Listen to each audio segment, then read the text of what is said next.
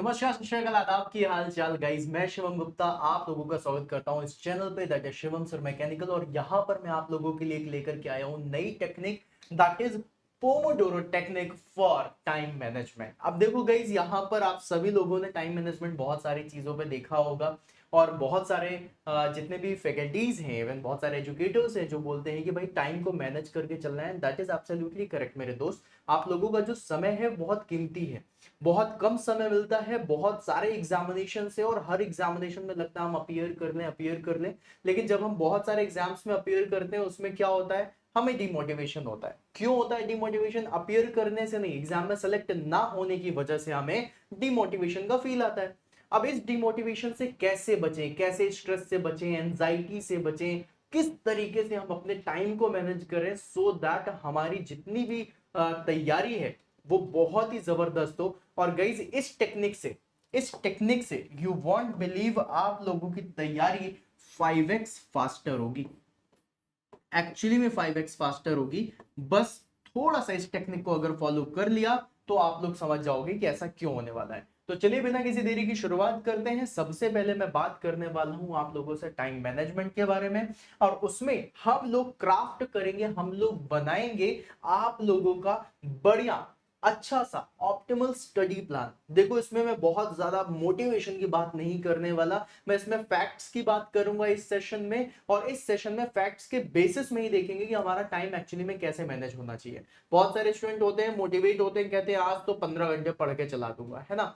फिर 2-4 दिनों के बाद मोटिवेशन कम होता है, फिर पढ़ने का मन नहीं करता। और कई सारे स्टूडेंट होते हैं जो रेगुलर स्टडी करते हैं कि हम सिर्फ 5 ही घंटे पढ़ाई करेंगे, लेकिन उसके बाद भी कई बार सिलेक्शन नहीं मिल पाता। तो इन सारी बातों पे आज हम डिस्कशन करने वाले हैं। सबसे पहले गाइस, अगर मैं बात करूं that the most important time management for mechanical engineering exams के लिए क्या होगा, तो सबसे पहले तो आप लोगों को देखना है कि भैया टाइम मैनेजमेंट क्यों करना है। एग्जाम देने जाते हो, एसएससी जे के अगर एग्जाम हम पकड़ लें तो 120 मिनट में 200 क्वेश्चंस को सॉल्व करना है ना। अभी आरआरबी जे का एग्जामिनेशन था, इसमें भी 150 क्वेश्चन सॉल्व करने थे 120 मिनट में। और इसी तरीके से आप लोगों के बहुत सारे एग्जामिनेशंस होते हैं जहां पर समय कम है, क्वेश्चन ज्यादा है। बहुत सारे स्टूडेंट क्वेश्चन को अटेम्प्ट नहीं कर पाते, बहुत सारे स्टूडेंट्स क्वेश्चन पढ़ भी नहीं पाते और टाइम खत्म हो जाता है जस्ट बिकॉज उनकी जो टाइम मैनेजमेंट स्किल है, जो टाइम मैनेजमेंट की टेक्निक है, वो थोड़ा सा कमजोर हो जाती है। इसी को ही मैं बताऊंगा, लेकिन उसके पहले आप ये समझ लो कि अगर आपने टाइम मैनेजमेंट अच्छे से नहीं किया हुआ है, तुम घर में तैयारी भी कर रहे हो, घर में बैठ के भी पढ़ रहे हो, अगर तुम्हारा टाइम मैनेजमेंट अच्छा नहीं है तो तुम्हें एंजाइटी भी होगी, स्ट्रेस भी होगा, और तुम्हें डर भी होगा अंडर परफॉर्मेंस का। और जैसे ये सारी चीजें आने लग जाती है तो हमारी पढ़ाई कम हो जाती है, टेंशन ज्यादा बढ़ जाती है। फिर हमें फैमिली का भी प्रेशर फील होता है, फिर हमें सोसाइटी प्रेशर भी फील होता है, फिर दोस्त लोग भी आके कुछ भी बोल के चले जाते हैं तो भी हमें फील होता है। और बहुत सारी चीजें इसी स्ट्रेस और एंजाइटी से आती है। अगर आप ये टेक्निक फॉलो कर लेते हो तो इस टेक्निक से आप लोगों का स्ट्रेस भी दूर होगा, आप लोगों की एंजाइटी भी दूर होगी, और आपकी परफॉर्मेंस भी बढ़ेगी। तो ये टेक्निक क्या है इसके बारे में बात करते हैं। सबसे पहले तो आप लोगों को बता दूं कि आप लोगों का जो टाइम मैनेजमेंट है, टाइम मैनेजमेंट कोई बहुत रॉकेट साइंस नहीं है। बेसिकली हो क्या रहा है, हम टाइम वेस्ट ज्यादा कर रहे हैं। हाँ, एक्चुअली में हम टाइम वेस्ट ज्यादा कर रहे हैं, और हमारी जो टाइम की चीजें हैं, मतलब जो टाइमली हो जानी चाहिए थी वो नहीं हो पा रही। कैसे नहीं हो पा रही उसके बारे में बताऊंगा, लेकिन पहले कुछ पॉइंट्स हैं जिसको हम समझते हैं, जो हमारे टाइम में कंस्ट्रेंट लेकर के आ रहे हैं, जो हमारी स्टडी में कंस्ट्रेंट्स लेकर के आ रहे हैं, मतलब रुकावटें लेकर के आ रहे हैं, वो क्या क्या है। सबसे पहले तो गाइस, आप लोगों को क्या करना है, किसी भी एग्जामिनेशन की प्रिपरेशन कर रहे हो तो एग्जाम का स्केड्यूल देखो, कितने महीने के बाद एग्जाम होने वाला है, फिर उसका सिलेबस देखो कितना सिलेबस है इसका, और फिर ये भी एनालाइज करो कि आपको कितने टॉपिक्स बनते हैं, क्या क्या चीजें आपने कवर कर ली हैं। इससे आपको ये पता चलेगा कि भैया इतने टाइम लिमिट में मुझे ये चीजें और पढ़नी है। ठीक है। दूसरा पॉइंट है, आप लोगों को पहले ये बताना है कि भैया मेरे पास कितना टाइम अवेलेबल है और मैं किस सब्जेक्ट को, किस टॉपिक को कितना टाइम दूं जिससे मेरा ये टॉपिक कंप्लीट हो जाए। अब आपने टाइम दे दिया 5 घंटे का, लेकिन according to your time schedule exam के हिसाब से वो 5 घंटे बहुत ज्यादा है, तुम्हें 3 घंटे में ही करना चाहिए था। तो वो 3 घंटे का टाइम तुम्हें देखना पड़ेगा, मतलब तुम्हें हर एक टॉपिक, हर एक सब्जेक्ट के लिए टाइम डिसाइड करना होगा। मेरे दोस्त, इसमें तुम्हें लग रहा है कि हाँ ये तो बहुत समय वाली चीज है, यही मैं करता रह जाऊंगा, नहीं, ऐसा नहीं होता। तुम एक बार प्रैक्टिस करोगे, 2 बार प्रैक्टिस करोगे, तीसरी बार में तुम्हें अपने आप आने लग जाएगा कि भैया ये टॉपिक को मैं ज्यादा से ज्यादा 15 मिनट दूंगा, बस इससे ज्यादा नहीं दूंगा, इसमें ही समझने की कोशिश करता हूँ क्या है, क्योंकि इस टॉपिक से इतने क्वेश्चंस भी नहीं आने हैं, और जितने क्वेश्चन आने हैं 15 मिनट की स्टडी में उससे बच जाएगा, आधे घंटे की स्टडी में बच जाएगा, 1 घंटे की स्टडी में बच जाएगा, इस तरीके से तुम्हें डिसाइड करना पड़ेगा। फिर उसके बाद क्या है, जब बहुत बड़े बड़े सब्जेक्ट होते हैं तो हम सोचते हैं जैसे फ्लूइड मैकेनिक्स है, जैसे स्ट्रेंथ ऑफ मटेरियल है, थर्मोडायनेमिक्स है, एक ही बार में पढ़ लेता हूं, नहीं ऐसा नहीं करना। जब भी कभी कोई बड़े बड़े सब्जेक्ट्स मिल रहे हैं ना, तो बड़े बड़े सब्जेक्ट्स को छोटे छोटे सब्जेक्ट्स में तोड़ दो, ठीक है।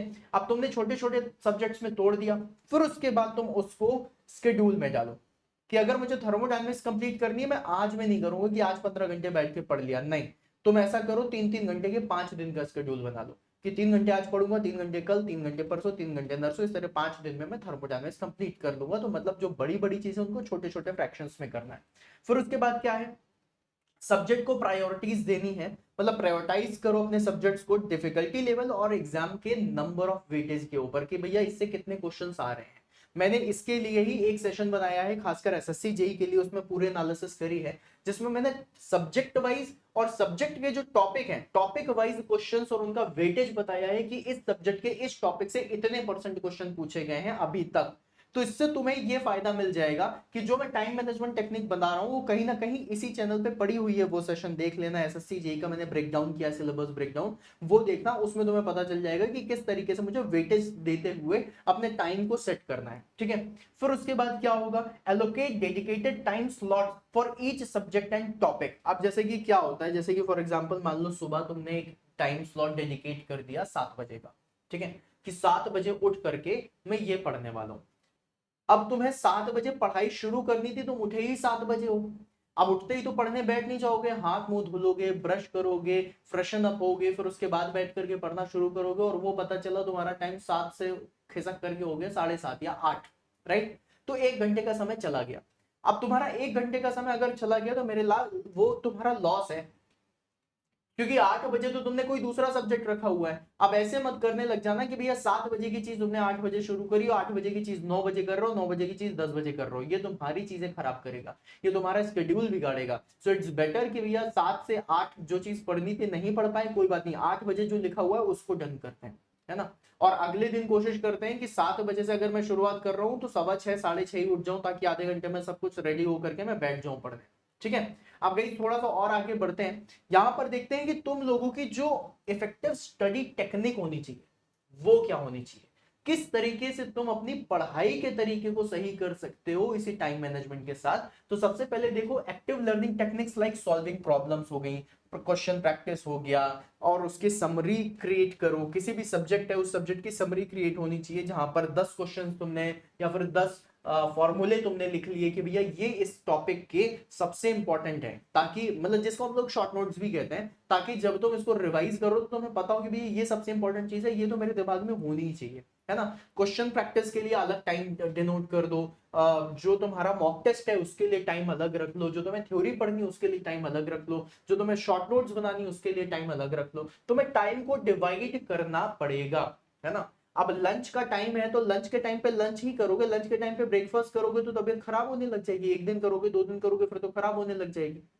जब तुम्हारा लंच का टाइम था तुमने लंच करा नहीं, अब जब डिनर का टाइम है उस समय तुम खाना खूब सारा खा ले रहे हो, है ना, तो पूरा दिन का स्केड्यूल बिगड़ जाता है, साइकिल बिगड़ जाती है। और जब वो साइकिल बिगड़ गई तो तुम खुद ही समझो कि लाइफ की साइकिल बिगड़ गई। तो चलो उसको किनारे रख करके हम ये बात करते हैं कि अगर हमारी जो नॉर्मल साइकिल है ना, जिसको चलाते हैं, जिसको बचपन में भी आपने चलाया होगा, अगर वही साइकिल बिगड़ जाए, एक साइकिल की टायर की हवा ही कम हो जाए, तो आपको मेहनत ज्यादा लगती है, राइट। यही चीज होती है आपकी लाइफ की साइकिल में भी, अगर वो लाइफ की साइकिल बिगड़ जाती है ना, तो आपको मेहनत ज्यादा लगती है अपने गोल तक पहुंचने में, अपने गोल को अचीव करने में। इसलिए साइकिल को बहुत अच्छी रखना चाहिए, चाहे वो चलाने वाली हो या फिर लाइफ की साइकिल हो। साइकिल बढ़िया होगी तभी तुम अपने गोल तक पहुंच पाओगे। फिर उसके बाद गई यहां पर समझिए हम किस किस तरीके से पढ़ सकते हैं, ये चीज मैंने पहले भी बताई, अभी फिर से बता देता हूं। इफेक्टिव टेक्निक में सबसे पहले विजुअल एड्स, विजुअल एड्स कहने का मतलब होता है जिसको तुम देख करके वो कर सको, समझ सको, है ना। जैसे कि फॉर एग्जांपल ग्राफ हो गए, डायग्राम्स हो गए।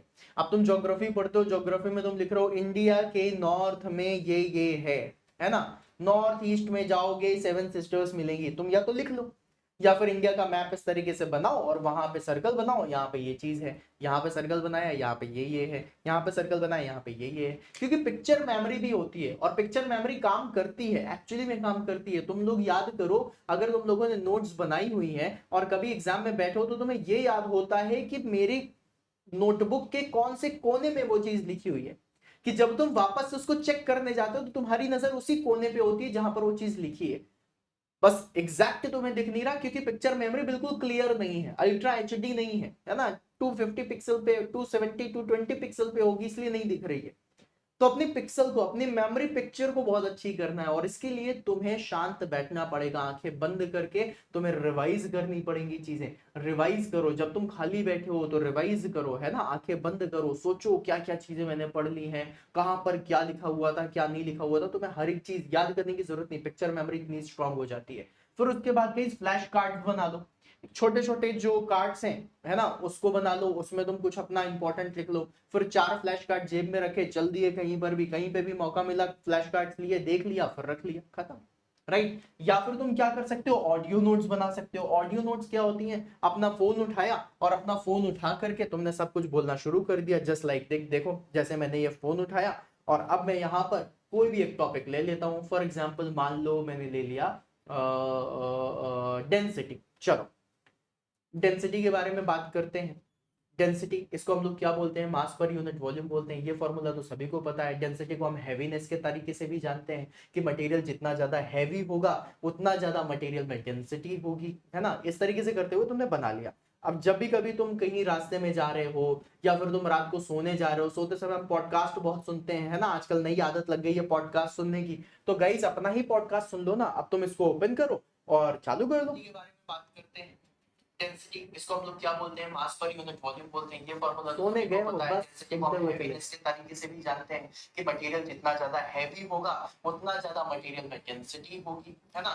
तो मतलब कई बार ऐसा होता है ना कि मैंने ये कहीं सुना था, ये याद नहीं आता मैंने कहां सुना था, लेकिन मैंने सुना था तो मेरे दिमाग में था, है ना। तो सबसे पहली चीज विजुअल, दूसरी चीज हियरिंग, है ना, तीसरी चीज राइटिंग और चौथी चीज लर्निंग, मेमोराइजिंग। ये सारी चीजें जब एक साथ आ जाती है ना तो आपकी जो स्टडी की टेक्निक है, जो आपके पढ़ने की टेक्निक है, वो बहुत ज्यादा अच्छी हो जाती है। फिर आपको चीजें लंबे समय तक याद रहती हैं, लॉन्ग टर्म पर याद रहती हैं और आप उससे बहुत बढ़िया बेनिफिट ले सकते हैं, ठीक है। फिर उसके बाद माइंड मैप्स बनाओ। माइंड मैप कहने का मतलब क्या हो जाता है कि भाई अब मुझे कोई भी चीज पढ़नी है, जैसे फॉर एग्जांपल मान लो अगर मुझे वेल्डिंग पढ़नी है तो वेल्डिंग में पहले कितने टाइप्स होते हैं वो लिख लिया, फिर उसके बाद उसके नीचे अच्छा इस टाइप के इतने टाइप्स होते हैं, फिर इसके इतने टाइप्स होते हैं। माइंड मैप्स बना लो सो दैट तुम एक पेज में ही सारी की सारी चीजें देख लो, है ना। और ये माइंड मैप्स तुम्हारी स्टडी के आसपास चिपकी होनी चाहिए कि मुंडी उठाई और सारी चीजें रिवाइज हो गई, फिर वो कर लिया। हर एक चीज रजिस्टर में बना के मत रखो क्योंकि हर दिन तुम पन्ने नहीं पलटते रहोगे।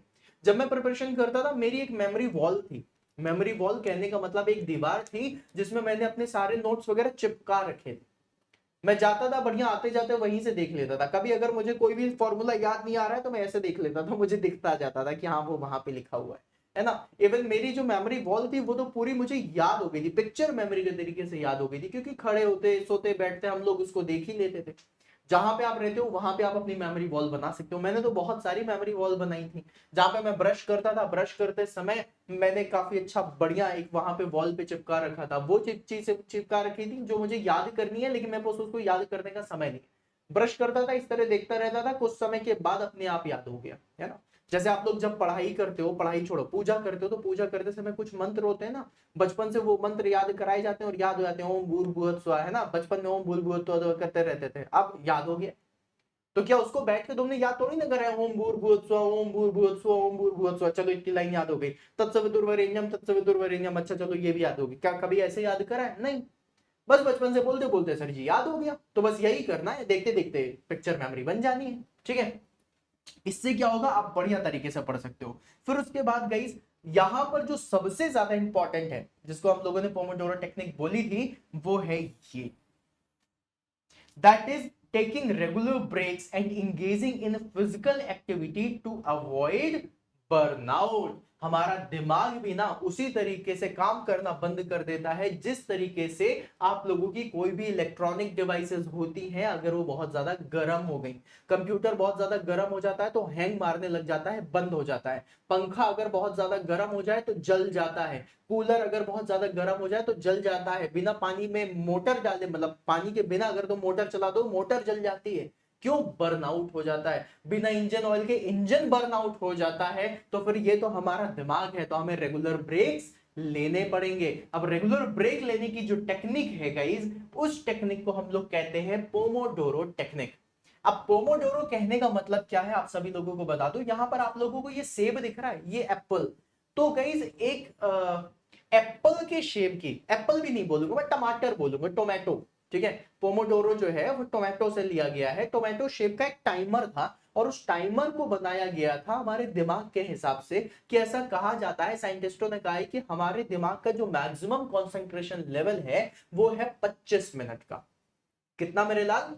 25 मिनट का। मतलब तुम लोग भी ये चीज फील करोगे कि 25 मिनट तक तुम मैक्सिमम कंसंट्रेट हो सकते हो, उसके बाद तुम्हारा जो कंसंट्रेशन लेवल है वो ब्रेक होगा ही होगा। तो इन्होंने क्या बना दिया, एक पोमोडोरो बना दिया यहां पर इस टेक्निक में, कि भाई ये 25 मिनट का टाइमर ही रहेगा। इसको पकड़ के ऐसे घुमा दो, 25 मिनट लगेंगे उसको वापस आने में। ठीक है, अब इस 25 मिनट को तुम इन जनरल भी यूज कर सकते हो अपने टाइम में, अपने मतलब फोन में 25 मिनट का टाइमर लगा दो और फिर पढ़ने बैठ जाओ। तो इसकी जो टेक्निक है वो भी बताऊंगा, इससे जो फायदे हुए, और ये मेडिकली प्रूवन फायदे हैं। मतलब ये लोगों ने एक्सपीरियंस अपने शेयर करे हैं। तुम कभी सर्च करना पोमोडोरो टेक्निक के बारे में गूगल में, तुम्हें पता चलेगा कि भाई साहब ये एक्चुअली में प्रूवन है और इससे लोगों को बहुत फायदा हुआ है। लोगों ने अपनी जो तरीके थे, सिर्फ और सिर्फ पढ़ाई करने का तरीके नहीं, किसी भी काम को करने का जो तरीका था, किसी भी काम में जो अपना फोकस नहीं मिल पाता था, किसी भी काम को करते समय हमें थकावट लगती थी, बोरियत महसूस होती थी, वो सारी चीजें खत्म हो गई। राइट? इसमें क्या था, सबसे पहले चूज अ टास्क। कैसे काम करना है इसमें? Choose a task. अब मैंने कोई टास्क ले लिया, फॉर एग्जाम्पल मैंने टास्क ले लिया कि मुझे अभी एसएफडी बीएमडी के 15 क्वेश्चन करने हैं या 20 क्वेश्चन करने हैं। This is my task. ठीक है, नाउ सेट अ टाइमर।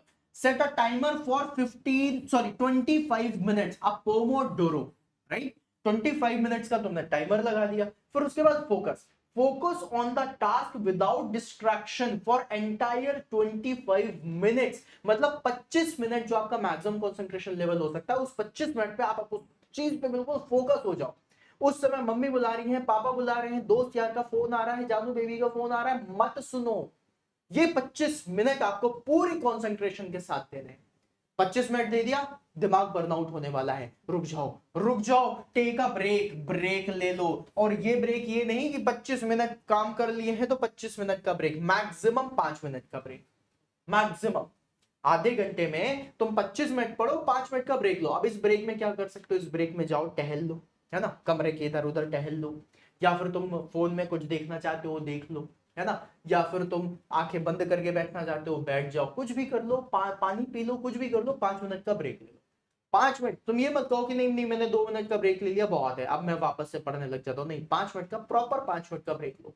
दिमाग को शांत रखो, शांत हो जाओ, सांसें लो, बड़ा अच्छा लग रहा है, वापस से लगो 25 मिनट के लिए, फिर से रिपीट करो ये प्रोसेस। और ये प्रोसेस तुम्हारी मिनिमम से मिनिमम 2 से 4 5 6 10 8 जितनी बार तुम कर सकते हो ये करो। 25 मिनट पढ़ो, 5 मिनट रुको, 25 मिनट पढ़ो, 5 मिनट रुको, 25 मिनट पढ़ो, 5 मिनट रुको, ऐसे करो। ठीक है, 5 मिनट में तुम्हें नहीं समझ आ रहा क्या करना है, गाने ही सुन लो, है ना, मोटिवेशनल सुनना, इधर उधर गाने मत सुन लेना। ठीक है, फिर उसके बाद जब तुमने 2 से 4 बार ये प्रैक्टिस कर ली, मतलब 2-2.5 घंटे का तुमने समय निकाल लिया। ठीक, 2.5 घंटे के समय में भी हम 5-5 मिनट का ब्रेक ले रहे थे। अब वो 2.5 घंटे होने के बाद अब टेक अ लॉन्गर ब्रेक, है ना। तो मैं इसमें क्या करता हूं, ब्रेकफास्ट किया, 2-2.5 घंटे दिए, फिर लंच करा, 2-2.5 घंटे दिए, फिर उसके बाद इवनिंग स्नैक्स लिया, फिर 2-2.5 घंटे दिए, फिर उसके बाद 1-2 घंटे दिए, 2-2.5 घंटे डिनर करा। डिनर करने के बाद अगर हिम्मत बच रही है तो 2-2.5 घंटे और दो और सो जाओ, ऐसा वाला।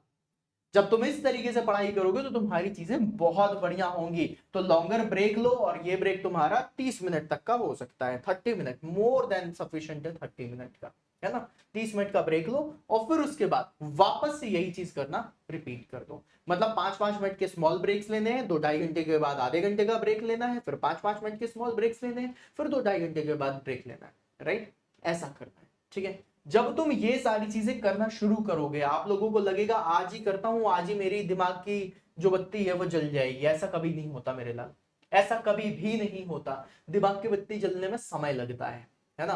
तो ये प्रैक्टिस कम से कम तुम्हें 2 से ढाई हफ्ते करनी पड़ेगी, और 2 से ढाई हफ्ते तुम ये प्रैक्टिस करो, और उसके बाद मैं लिख करके गारंटी देता हूं कि 2.5 हफ्ते के बाद तुम्हारे दिमाग का जो वर्किंग है, तुम्हारे दिमाग की जो मेमोराइजिंग पावर है, तुम्हारा जो फोकस है, तुम्हारा जो कंसंट्रेशन लेवल है, वो अगर ना बढ़े तो तुम इसी सेशन में 2.5 हफ्ते के बाद आकर के लिख करके चले जाना कि ये टेक्निक बेकार है, लिख करके चले जाना। लेकिन तुम्हें 2.5 हफ्ते फिर पूरी लगन के साथ देने पड़ेंगे, जिस तरीके से मैंने तुम्हें बताया है। अगर तुम करने के लिए तैयार हो तभी तुम्हें इसका फायदा मिलेगा। अब पोमोडोरो टेक्निक टेक्निकली प्रूवन है, मेडिकली प्रूवन है। इसके फायदे देखो क्या क्या है। सबसे पहला फायदा, फोकस बहुत इंप्रूव हो जाता है। कैसे नहीं इंप्रूव होगा? 25-25 मिनट का आप फोकस ही तो कर रहे हो। 25 मिनट में आप ना किसी का कॉल उठा रहे हो, ना मैसेज का रिप्लाई दे रहे हो, ना मम्मी पापा की बात सुन रहे हो, किसी की बात नहीं सुन रहे। फोकस इंप्रूव होगा ही होगा, टेक्निकली भी, मेडिकली भी, मेंटली भी, हर तरीके से इंप्रूव होगा। फिर उसके बाद रिड्यूस प्रोक्रेस्टिनेशन। प्रोक्रेस्टिनेशन करने का मतलब होता है चीजों को टालना। जैसे कि फॉर एग्जांपल मुझे कोई चीज आज पढ़नी है, तो हम क्या करते हैं, कल से पढ़ेंगे, मंडे से पढ़ेंगे, 1 तारीख से पढ़ेंगे, 3 तारीख से पढ़ेंगे। ये क्या है? प्रोक्रेस्टिनेशन। इसमें प्रोक्रेस्टिनेट कर ही नहीं पाओगे। 5 मिनट के बाद वापस बैठना 25 मिनट के लिए, फिर 5 मिनट के बाद वापस बैठना 25 मिनट के लिए। और ये चीज तुम्हें स्ट्रिक्टली फॉलो करनी पड़ेगी मेरे लाल। जो तैयारी कर रहा है और जो सिलेक्शन ले रहा है, तो मुझसे पूछ लेना, वो कभी नहीं बताएगा, लेकिन वो भी ये चीज करता होगा। जो सिलेक्शन लेने वाले बंदे होते हैं ना, वो कभी नहीं बताते। हम खुद नहीं बताते थे। हाँ और क्या। कभी हमारे दोस्त का फोन आता था, भले ही दूसरी यूनिट पढ़ रहे हो, उसको तो डरवा देते थे। हाँ भाई कितना पढ़ लिया भाई? रिवीजन कर रहा हूँ, रिवाइज हो गया था मेरा एक बार, अब खाली बैठा था, टीवी देखने का मन नहीं था, तो मैं कहा वापस से रिवाइज कर देता हूँ। अरे भाई तू रिवीजन कर रहा है, मैं तो अभी चौथी यूनिट पे हूँ। सोचो, मैं दूसरी में बैठा था, मेरा दोस्त चौथी में बैठा था, लेकिन उसका डिमोटिवेशन इतना मैंने हाई कर दिया कि वो तो घबरा गया कि भैया सामने वाले का रिवीजन चल रहा है, मैं तो चौथी यूनिट पर ही हूँ, भले मैं दूसरी में था, है ना। तो जो और सिलेक्शन किसका होता था? अपना होता था। रीजन क्या होता था? सामने वाले को डिमोटिवेट कर देते थे ना। और डिमोटिवेट करने वाले हम अकेले थोड़ी ना होते थे, 4 लोग और होते थे। नहीं तो तरीके तो यही होते हैं। तो गाइस डिमोटिवेट तो आपको होना ही नहीं है, और दूसरे लोग कभी ये टेक्निक बताते भी नहीं, लेकिन करते जरूर है ना। चलो, फिर उसके बाद प्रिवेंटेड बर्न आउट। कहते हैं ना, अगर आप लॉन्ग रूट पे जा रहे हो, लॉन्ग ड्राइव पे जा रहे हो, तो 1-1, 2-2 घंटे के बाद गाड़ी बंद कर दो, है ना। तो हम लोग क्या करते हैं, जब भी कभी रास्ते में जाते हैं, तो 2 घंटे 2.5 घंटे के बाद हम लोग थोड़ा ब्रेक लेते हैं, चाय शाय पीते हैं, खाते पीते हैं, फिर आगे बढ़ते हैं, फिर 2-2.5 घंटे के बाद ब्रेक लेते हैं, है ना। और अगर तुम कंटिन्यू इसी तरीके से चलते हुए जाओगे तो बर्न आउट होगा। इसी तरीके से दिमाग है, 25 मिनट पढ़ा, फिर 5 मिनट रेस्ट, फिर 25 मिनट पढ़ा, फिर 5 मिनट रेस्ट, फिर 25 मिनट पढ़ा, फिर 5 मिनट रेस्ट। और अगर आपको ऐसा नहीं लग रहा हो, तो तुम एक बात समझना, तुम कभी एक फुल लेंथ मॉक टेस्ट दो, 2 घंटे का, 2 घंटे का फुल लेंथ मॉक टेस्ट दो। गाइस आप देखना, अगर 2 घंटे तुमने कॉन्सेंट्रेट होकर के 2 घंटे दे दिए, तो 2 घंटे के बाद दिमाग घूमने लग जाता है। 2 घंटे के बाद दिमाग में दर्द होने लग जाता है, क्योंकि तुम 2 घंटे कंटिन्यू वर्क करा रहे हो दिमाग से। इतना दिमाग नहीं बना है भाई, उसको बर्नआउट होने से बचाना है, ठीक है। फिर उसके बाद इंक्रीजेस प्रोडक्टिविटी। क्यों नहीं बढ़ेगी प्रोडक्टिविटी? जब तुम्हारा फोकस इंप्रूव हो चुका है, तुम प्रोक्रेस्टिनेट नहीं कर रहे हो, तुम्हारा दिमाग सही तरीके से काम करना है, बर्नआउट नहीं हुआ है, तो प्रोडक्टिविटी बढ़ेगी ही बढ़ेगी। और ये जो चीज मैंने आप लोगों को बताया, ये फ्रॉम डे 1 अचीव नहीं कर सकते। इसको अचीव करने के लिए तुम्हें टाइम लगेगा। तुम्हारा टाइम मैनेजमेंट एक दिन में, एक ही टाइम में नहीं मैनेज हो जाएगा। टाइम मैनेजमेंट करने के लिए भी कुछ टाइम चाहिए होता है मेरे लाल। और अगर तुमने ये टाइम दे दिया, तो तुम समझो तुम्हारी चीजें, तुम्हारा तरीका, तुम्हारी पढ़ाई, सब कुछ अलग लेवल पे होगी। तुम अगर मेरी बात समझ रहे हो, तो तुम्हें ये वाली बात भी समझ में आती होगी, if you want something which you never have done, you have to do something which you never did. तुम्हें अगर वो चाहिए जो तुम्हें आज तक नहीं मिला है, तो तुम्हें वो करना पड़ेगा जो तुमने आज तक नहीं किया है। तो अगर तुम्हें अभी तक नहीं मिला है तो जो मैं तुम्हें बोल रहा हूं वो करो, क्योंकि अगर तुमने ये किया होता तो तुम्हें सिलेक्शन जरूर मिल जाता। जिस टेक्निक से तुम अभी तक चले आ रहे हो उस टेक्निक से अगर सिलेक्शन नहीं मिला तो मतलब ये है कि तुम्हें सिलेक्शन के लिए कुछ एक्स्ट्रा करना पड़ेगा, वो इस एक्स्ट्रा में आ जाता है, करके देखो। ठीक है, तो इनहैंस होगा तुम्हारा टाइम मैनेजमेंट, राइट। बहुत बढ़िया, ये है पोमोडोरो टेक्निक। हर किसी को नहीं पता होती, बहुत ज्यादा इन डेप्थ में मैं एनालिसिस कर रहा हूं और फिर उसके बाद लेकर के आ रहा हूं। और गाइस आप सभी लोगों को बता दूं कि जितनी भी चीजें मैं आप सभी लोगों को बता रहा हूं, जितना भी मैं आपको पढ़ा रहा हूं, वो सिर्फ एक चीज के लिए, ताकि आपका सिलेक्शन हो। अगर आप सिलेक्शन के लिए बिल्कुल तत्पर हैं, अगर आप मेरे कहने से, मेरे तरीके से मेहनत कर सकते हो, मेरे कहने के तरीके से मेहनत कर सकते हो, then you are at a right place guys. आज ही चैनल को सब्सक्राइब कर लो, और चैनल को सब्सक्राइब करने के बाद जिस जिस तरीके से मैं पढ़ाता जा रहा हूं, जितना मैं पढ़ाता जा रहा हूं, जो जो चीजें मैं आपको अवेलेबल करा रहा हूं, आपको पीडीएफ दे रहा हूं, आपको स्टडी नोट्स दे रहा हूं, जितनी भी चीजें मैं देता हुआ जा रहा हूं, तुम उन सबको फॉलो करते हुए जाओ, उनको पढ़ते हुए जाओ, रिवाइज करते हुए जाओ, अपने दिमाग में स्टोर करते हुए जाओ, देखना तुम्हारा सिलेक्शन जरूर होगा। पक्की बात है, तुम्हारा सिलेक्शन। तो अगर सिलेक्शन लेना है, चैनल को आज ही सब्सक्राइब कर लें, राइट। चैनल का नाम है शिवम सर मैकेनिकल। और अगर आपको कोई भी डाउट है, कुछ भी परेशानी है, देन आप मुझे मेल भी कर सकते हो shivam-sir-mechanical@gmail.com पे। ठीक है, मैं आपको रिप्लाई जरूर दूंगा। तो guys this was all from my side. I guess आपको ये चीज अच्छी लगी होगी। अगर सेशन अच्छा लगा तो सेशन को लाइक जरूर करना, टेक्निक अच्छी लगी है तो कमेंट बॉक्स में जरूर बताना। और अगर ये टेक्निक आपको पसंद है, या फिर आपका कोई दोस्त ऐसी टेक्निक मतलब अभी इंप्लीमेंट करके बैठा हुआ, या फिर वो कुछ इस तरीके से कर रहा है, तो उसको भी शेयर कर देना है वाला सेशन, ये देखो जो तुम कर रहे हो एक्चुअली में ये है ना। तो ये सारी चीजें करते हुए जाओ, आपको बहुत फायदा होगा गाइस। और मिलते हैं फिर अपन नेक्स्ट सेशन में, तब तक के लिए बाय बाय, सायोनारा। और ऐसे ही मेहनत करते हुए जाओ, सिलेक्शन जरूर होगा। चैनल के साथ जुड़े रहना, मैं बहुत सारे वीडियोस लेकर के आ रहा हूँ, डेली शाम को 7 बजे लाइव भी आ रहा हूँ, तो आप लोग लाइव सेशन भी जरूर अटेंड करें। मिलते हैं फिर अपन नेक्स्ट सेशन में, तब तक के लिए बाय बाय।